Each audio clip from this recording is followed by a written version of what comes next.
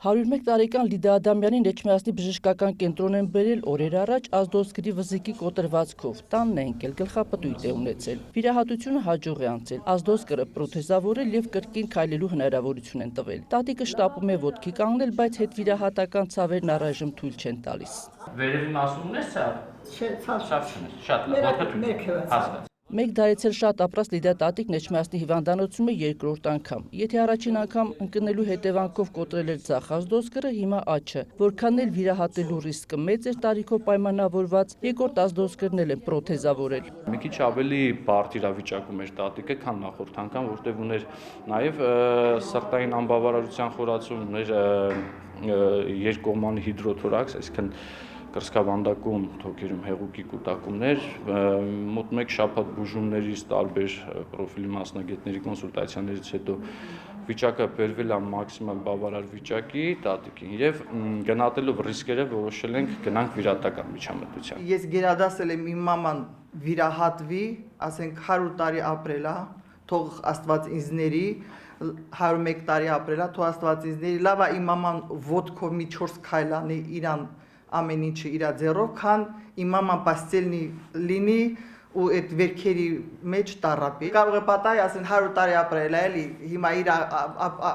դարը ապրել է, բայց այդպիսի վերաբերմունք չեմ ես զգացել ստեղ։ Ես հարազատ վերաբերմունք եմ ստացել այս հիվանդանոցում։ Սա գալիս են, տատի ոնց ես, այդ ինչի մեզ կարոտել ես, որ եկել ես, տատի, սաղ նենց շահագրգռված նենց եմ մտնում պալատը, ես ուղղակի գոհ եմ։ Երկու անգամ էլ նրան ոտքի է հանել վնասվածքաբան Արկադի Պետրոսյանը, ինչպես նախորդ անգամ այս անգամ էլ հեշտ չի եղել։ Զառամյալ բուժառուհի ուղեկցող հիվանդությունները նաև երկարաձգել ու դանդաղեցրել են բուժման ընթացքը։ Տարիքը մեծը բնականաբար որոշակի ռիսկը մեծացնում է, բայց օրգանիզմը եթե պատրաստ է, չունենք այդտեղ խանանք ստանալու ինչ-որ բան։ Պիտի գնանք։ Չանելը, չվիրահատելը, չմիջամտելը այս պարագաներում էլի եմ ասում, դա դատապարտել է համարվում։ Մարդուն երկար 2-3 ամիս պարկասնել եւ հետո վերականգնել ակնկալիքով որ կվերականգնվի շատ քիչ հավանական։ Չնայած հետվիրահատական թեթև ցավերին տատիկն իրեն վատ չի զգում։ Մեկ դար ոտքի վրա է ապրել, չի ուզում մնացած տարիներն անկողնում կամ սայլակին կանված անցկացնել։ Ճիշտ է, տան ուշադրության պակաս չունի, բայց գերադասում է իր կարիքները ինքը հոգա։ Ես մենակ կարողացել եմ իմ հաց ուտեմ, իմ ջուրս խմեմ, ժամանակը քնեմ, ժամանակը վեկենա,